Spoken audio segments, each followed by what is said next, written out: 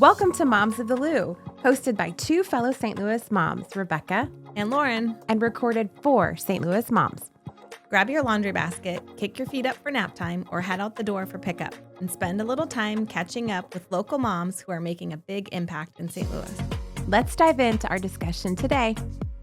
This episode of the Moms of the Lou podcast is brought to you by our sponsor, Laumeyer Sculpture Park. Spend Mother's Day weekend at Laumeyer Sculpture Park's 39th Annual Art Fair.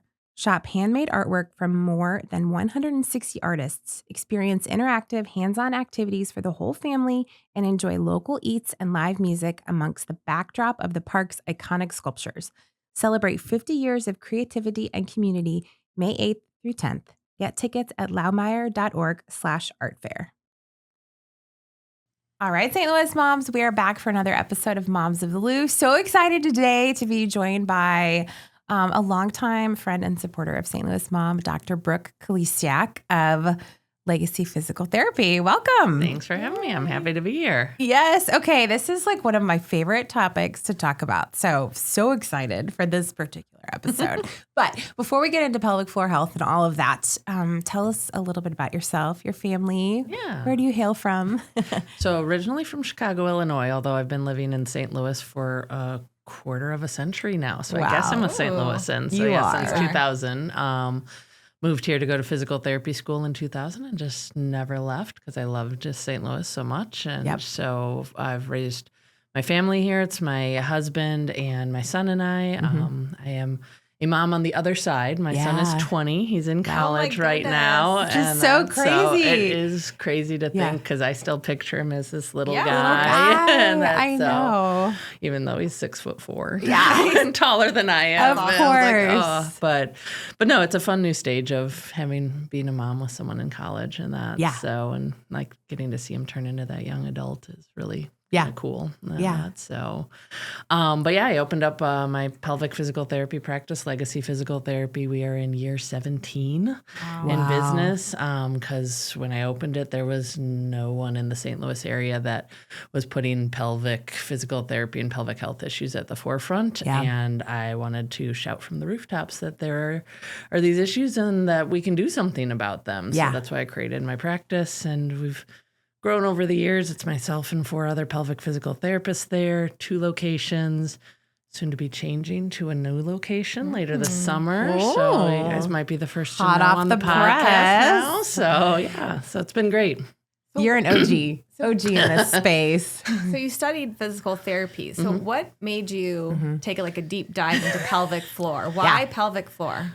So, I get that question all the time. Most of my patients are like, why did you choose to do this? So, my personal background with it, I got a little bit of introduction to it in PT school. Like most PT schools, you get a little introduction to it, and it kind of depends on what your professors are really into and if they have an area. And Washington University has Dr. Tracy Spitznagel, who is an expert in the field, and kind of gave me my introduction to it. And then as I got out into the PT world and started working, I found myself drawn to working with pregnant and postpartum moms and helping them kind of resolve any of the pain issues that they were having. And then I had some family members who were dealing with pelvic health issues and were helped with pelvic physical therapy. And so I was like, this is something more people need to know about. And at the time when I opened Legacy Physical Therapy, the only pelvic physical therapists that were in the St. Louis area were hidden in the hospital systems. And like your doctor had to know about them and maybe tell you to go. And so there just wasn't great access. And so I was like, I always knew I wanted to have my own practice. And I was like, this needs to be something that's here. Like we need to be where like you just shout this from the rooftops and people get to learn more about it. So that's kind of why I went down that road.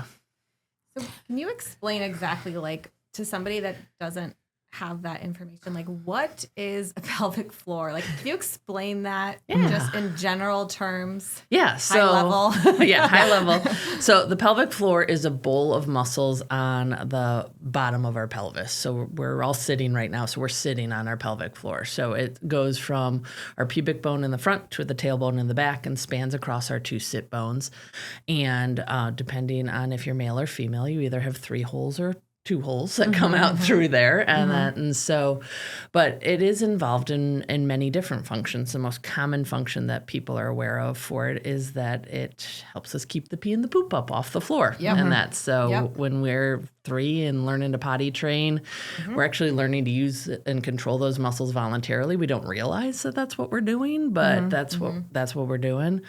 But these muscles are also involved in arousal and sexual function. So they help with orgasming and arousal. They are involved in supporting the pelvis, the bony pelvis itself.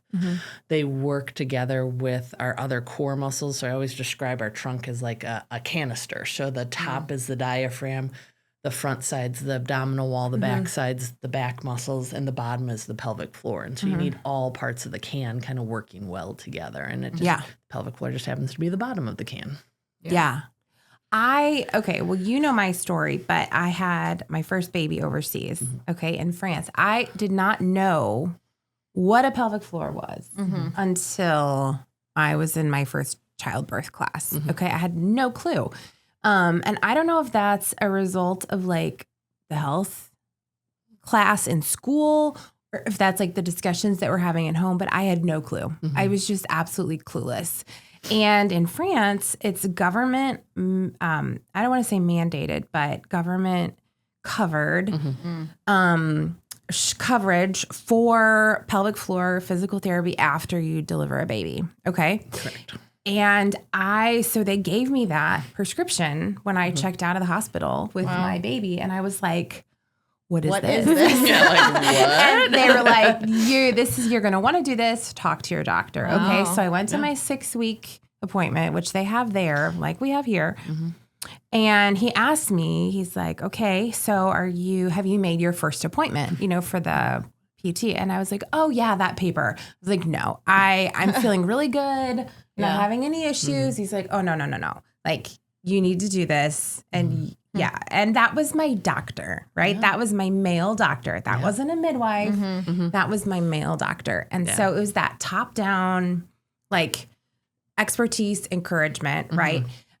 So my question is, and I mean, I feel like there's all kinds of schools of thought as to why, like, it's a big deal in France, but I'm like, how do we move to this? What do you think is the solution for us to get to a place in the United States of America where this is like standard care for moms without moms having to dig for this or pursue it themselves, but that it would come? What do you think it's going to take us to get there? A major medical overhaul to our system. Honestly, like the U.S. healthcare system is reactive, not proactive. And so insurance doesn't reimburse for being proactive. It is a money-making industry, and it is very reactive to things that are going on. But there have been movements in the right direction. I've seen locally, again, it's moms advocating for themselves, but over my 17 years in practice, I have seen a big move towards women being like, my friend told me about this. My sister told me about this. I need to do this. And being more proactive. So I love that the word has gotten out there much more, because that wasn't the case back when I first opened. And across the nation, we have seen some movement in the right direction. Like I had a colleague, I forget what state she was in, but she was part of a major hospital system, and they put it on the exit paperwork. And they're like, okay, like we realize the value in this. Like the women should be, prescribed this. Yeah. Now, when they did it the first time around, they put it on the exit paperwork as something the doctor could check off as the woman should do. Yeah. And they watched it for several months or a year or whatever, and they noticed that the uptick of women going to pelvic physical therapy or getting prescribed it really didn't change. And that's like, well, it's on the sheet. Like, why? Like, it's an option. Well, you had to change the pattern for the doctor, too. And so the change that made the biggest difference, it was an automatically checked yes box. Oh. The doctor had to physically go in there and uncheck it because they didn't want the person to go for some reason. So now that it was an automatically checked yes box in the system, women were getting referred because it was just there. Interesting. And is that right or wrong? I don't know, but that was a way that a medical system looked at it and got it moving in that direction. I know that there is some work on legislation to try and make it like it is in France, but it's just a lot of moving parts with legislation and hospital administration and insurance and all of that. Like, how does it all, come into play? Mother's Day can be joyful and complicated all at once. During National Infertility Awareness Week, Arbor Fertility wants families to know, we see you. If your journey to parenthood hasn't looked the way you imagined, you are not alone. Headquartered in Chesterfield with 7 locations serving families across St. Louis, mid-Missouri, and southern Illinois, Arbor Fertility is known for compassionate, concierge-style care, transparent pricing, and the most affordable fertility treatment options in the region. Led by double board certified fertility specialist, Dr. Shvetha Zarek, the team works closely with each patient to create personalized treatment plans designed around their unique goals. Whether you're exploring fertility for the first time or navigating a longer journey, Arbor Fertility is here to support you with answers, options, and hope. Learn more at arbor-fertility.com. Don't miss the Route 66 Centennial Festival at the Missouri History Museum, April 30th through May 3rd. Bring back memories of the Mother Road's stunning natural scenery and roadside attractions, and explore its complex history. Featuring a concert by Sweetie and the Toothaches, family night, a classic car show, neon sign display, food trucks, and more. Families can drop in anytime to the playroom and work together to plan a trip on Route 66 the old-fashioned way. Paper maps, and brochures. Crafts include making your own neon sign, creating an air freshener for your car, and decorating a paper hat for your shift at a roadside diner. All activities are free. Schedule at mohistory.org/festival. So you talk a little bit about being like proactive about it. So how important is it to have pelvic floor physical therapy? Always a mouthful. Got it. I got it. We got there. Before pregnancy or during pregnancy. So versus after. Yeah. Obviously love proactive people and seeing them ahead of their pregnancy to get kind of like a baseline is like, even if they're not having any issues, they're like, my husband and I, or my partner and I, are thinking of trying to have a baby in the next, several months. Where am I at? Just so we kind of get that baseline. Definitely if you are dealing with issues, so if you're already dealing with pelvic pain, heaviness, back pain, hip pain, any issues like that, leakage issues, pregnancy oftentimes only makes that worse. Yeah. So it's like, let's maybe get that taken care of or see where we're at with that so that we can optimize things for the pregnancy. And then a lot of times, so sometimes people don't even realize that they're trying or not, and then all of a sudden they're pregnant. So we usually recommend that sometime as long as they're feeling good, sometime in the second trimester to come in and again kind of get like, how you doing? Where are we at? Like, how well can your muscles stretch and relax? Anything like that. Yeah. Because whilst a lot of women know about the pelvic floor and that a contraction is a Kegel exercise with it, and they think that's the only thing that they should be doing for Kegels. Birth, is we actually have to stretch and relax, and the muscles have to move the other direction. Right. So they need some training a lot of times, because for most women, the first time they ever create a big push is when they're in labor and delivery. Right. And it's like, wait, how do I do that? Yeah. So you can work with a pelvic physical therapist to figure out how to do that and or to manage any pain issues during pregnancy. And then we typically follow up with people around that 6-week mark, let the body heal. And then we have worked with people earlier if they're dealing with issues that are keeping them from taking care of their baby, their family, and that. But if everything's healing well, even if you're doing well, we recommend someone come in for at least one visit postpartum just to assess where you're at, because the human body is amazing and has lots of redundant and compensatory systems. So the body will be like, oh, I got to do this. Like I have, a 5-year-old, a 3-year-old, and a newborn at home, and I got to take care of the house and do it. And like, it'll find a way to do it, but you might not have any leakage or pressure or pain. but you might also be developing some bad habits. Totally. That down the road you have some issues. Well, and I think that's so important to talk about because I know someone who, same thing, like had a baby, all went well, healed up pretty well, went on and lived life. And then we went through menopause and then all of a sudden we have organ prolapse. Yeah. And had to have major surgery, right, to correct this. Yeah. And so I feel like when we're talking about pelvic floor health, it's not just like postpartum. Correct. We are looking at the big picture of our whole lives, right, as women. Yeah. Yeah. So it's really trying to set up. And for a lot of women, especially if we're having babies into our late 30s and even in our 40s now, you might be having your baby and then hitting perimenopause and menopause very quickly after that. Like perimenopause can last for months to like 10 to 15 years for some women. So you can be finishing. I know. It's like, come on, no break. We get no break. So is it too late for somebody like me? Like I have a 10-year-old and an 8-year-old and I like intense workouts. I like burn boot camp. We're jumping. We're doing jumping ropes. And I have some bladder leakage. And I think every time, like, I got to call Dr. Kalisiak. Like, I know I need this. Is it too late for me? No, I'm 41. It's never too late. Okay. Our oldest patient is a 93-year-old woman with bladder leakage, and we were able to get her out of diapers and leak free. So amazing. So yes, your body is amazing, what an advocate and there are for things herself. that you can do. So, and a lot of women do wrongfully think like, oh, I'm not in that childbearing, pregnant, postpartum time frame. That must be it. And honestly, no, like we work with women throughout their lifespan, from teenagers who are dealing with like pain with their periods and leakage issues with activities. So a lot of cheerleaders and gymnasts and stuff to those childbearing years to then, commonly once we hit menopause, having issues again. So it's never too late.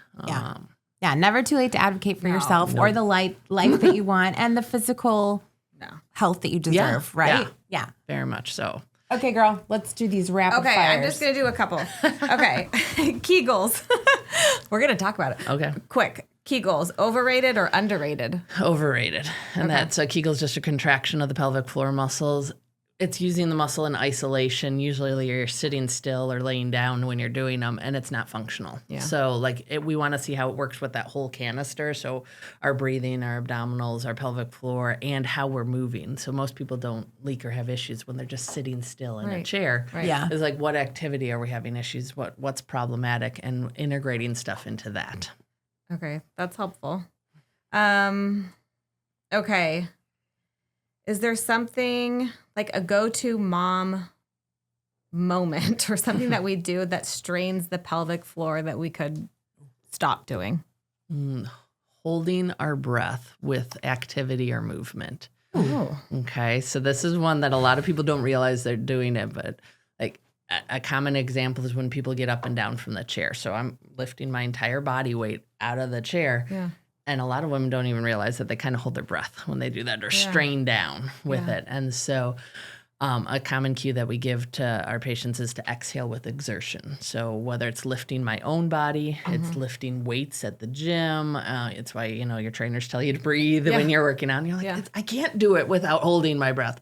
That's a sign that you're cheating the system and putting a lot of pressure down. And so lifting up kiddos, lifting up the laundry, getting in the habit of exhaling with exertion puts a lot less stress and pressure down through your pelvic floor. Right. That takes practice to remind yourself to do. Very much so. Pro tip.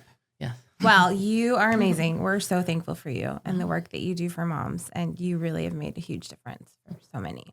So. Wonderful. Happy to be here and help. Yes. Okay. So we will connect you with Dr. Brooke in the show notes so that you know how to get connected with her practice. But again, like she said, it's never too late. So please take this as your sign that you deserve to have a life you love. So, all right, St. Louis moms, we will catch you next time. This episode of the Moms of the Lou podcast was brought to you by our sponsor, Laumeier Sculpture Park. Thanks for listening to Moms of the Lou. We hope it encouraged you and put a pep in your step and helped you get to know our community a little bit better. Be sure to find us on Instagram, STLewis_mom. You can find us on Facebook, St. Louis Mom. You can find us on our website, www.stlouismom.com. In case nobody else tells you today, you're a great mom and you're doing a great job. Chat with you next time.